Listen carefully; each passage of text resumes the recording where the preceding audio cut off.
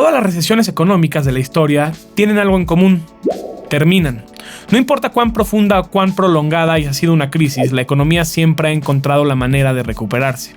Comprender esta dinámica puede ayudarte a mantener la calma cuando los mercados están en rojo y a tomar decisiones más racionales en medio de un mundo que es, por naturaleza, incierto. Hoy, en The Story, te contamos lo que la historia nos ha repetido una y otra vez, que aunque el mercado se ha enfrentado a algunas caídas, siempre logra recuperarse, premiando al inversionista que mantiene su posición con paciencia y que invierte con una visión a futuro.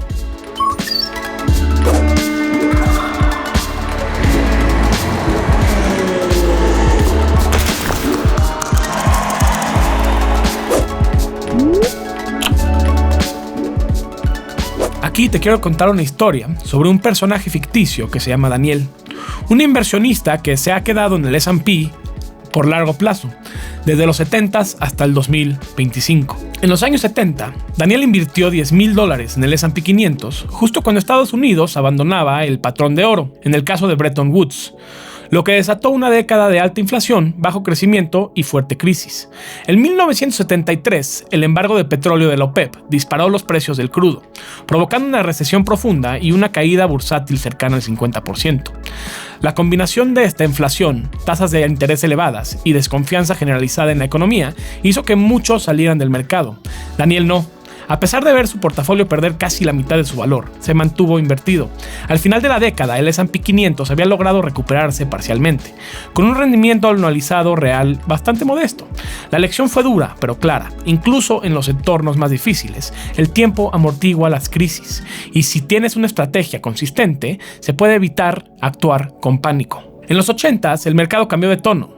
Paul Blocker, al frente de la Fed, subió agresivamente las tasas para frenar la inflación, provocando una recesión entre el 81 y el 82, pero sentando las bases para una etapa de crecimiento. Daniel vio cómo su portafolio sufría al inicio, pero también cómo el S&P comenzó a repuntar con fuerza en los siguientes años. Reaganomics, desregularización financiera, la caída de tasas e el incremento de utilidades corporativas impulsaron un bull market sostenido. Sin embargo, el 19 de octubre de 1987 ocurrió el Black Monday, donde el Dow cayó 22.6% en un solo día, arrastrando al S&P casi 25% en octubre. Fue una caída histórica, provocada por ventas automatizadas y el temor global. Aún así, el mercado se recuperó en meses, no años. Para Daniel, ya con 50 años, esa década representó una validación de filosofía. Las caídas rápidas suelen ser seguidas por rebotes sorpresivos, y vender, en el fondo, solo cristaliza la pérdida. En la década de los 90s hubo una época dorada para el inversionista paciente. Tras una breve recesión en el 90-91 provocada por la Guerra del Golfo y un ajuste en los mercados inmobiliarios, comenzó un ciclo de crecimiento sostenido. Políticas como el TLCAN, avances tecnológicos, productividad creciente y un entorno fiscal disciplinado impulsaron al S&P 500. Daniel, sin tocar su portafolio, vio cómo su inversión se multiplicaba gracias a la expansión económica más larga de ese momento. A partir de 1995, con la comercialización del Internet, el mercado entró en euforia. El Nasdaq se disparó y muchas tecnologías sin utilidades claras lograron valorizaciones astronómicas. El S&P también se benefició del entusiasmo. Para 1999, la creencia de que esta vez es diferente dominaba Wall Street. Daniel, aunque tentado, no entró en modas, mantuvo su índice diversificado. Su portafolio superaba los $440,000. La década fue una clase magistral de cómo la innovación real y el crecimiento económico pueden impulsar retornos extraordinarios, siempre y cuando no se persigan excesos. El inicio del nuevo milenio fue una prueba de fuego. En el 2000 estalló la burbuja.com, el Nasdaq cayó más del 75% y aunque el S&P 500 fue menos afectado, perdió casi la mitad de su valor entre 2000 y 2002. Daniel, ya retirado, vio cómo muchos inversionistas más jóvenes salían con pérdidas fuertes. Luego, cuando comenzaba la recuperación, llegó el 11 de septiembre del 2001, generando una nueva incertidumbre. Para 2007, el S&P se había recuperado, pero entonces se gestaba la siguiente crisis, la burbuja inmobiliaria impulsada por las hipotecas subprime. subprime. En 2008, con la quiebra de Lehman Brothers y el colapso del sistema financiero, el índice cayó más de 50% en un año. Fue uno de los peores momentos para los mercados en casi un siglo. Daniel, a pesar del miedo, no solo no vendió, invirtió $10,000 más para sus hijos. Sabía, por experiencia, que las caídas más profundas suelen preceder con ciclos más rentables.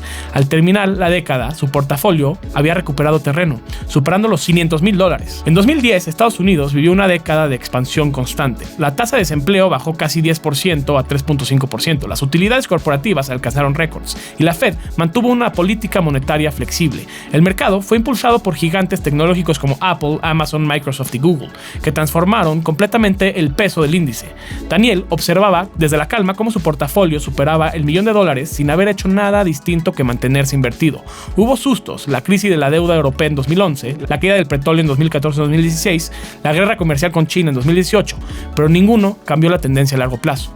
A lo largo de esa década, el S&P 500 creció más de 250%. Para Daniel, ya retirado, la enseñanza era clara. Los mercados premiaban la consistencia, incluso cuando el entorno parecía incierto. El poder de interés compuesto y la disciplina fueron sus contribuyentes más importantes. En los años 2020, la historia volvió a sacudirse. En 2020, la pandemia del COVID-19 detuvo la economía global. El S&P 500 cayó más de 30% en semanas, pero se recuperó igual de rápido gracias a estímulos fiscales y monetarios sin precedentes. Daniel, ya en sus 70s, vio con asombro cómo su portafolio, en plena crisis sanitaria, recuperaba terrenos antes que terminara el año. En 2021, los mercados vivieron un boom liderado por la tecnología y el consumo. Luego, en 2022, la inflación tocó máximos de 40 años, 9.1% en Estados Unidos, llevando a la Fed a subir agresivamente las tasas. El mercado corrigió con fuerza, pero en 2023 y 2024 el S&P recuperó con crecimientos de 21 y 26%. Hoy, Daniel mira atrás con tranquilidad. Su inversión inicial vale más de $3.5 millones. La lección final es simple: no hay mejor estrategia que confiar en el tiempo y no interrumpir el interés compuesto.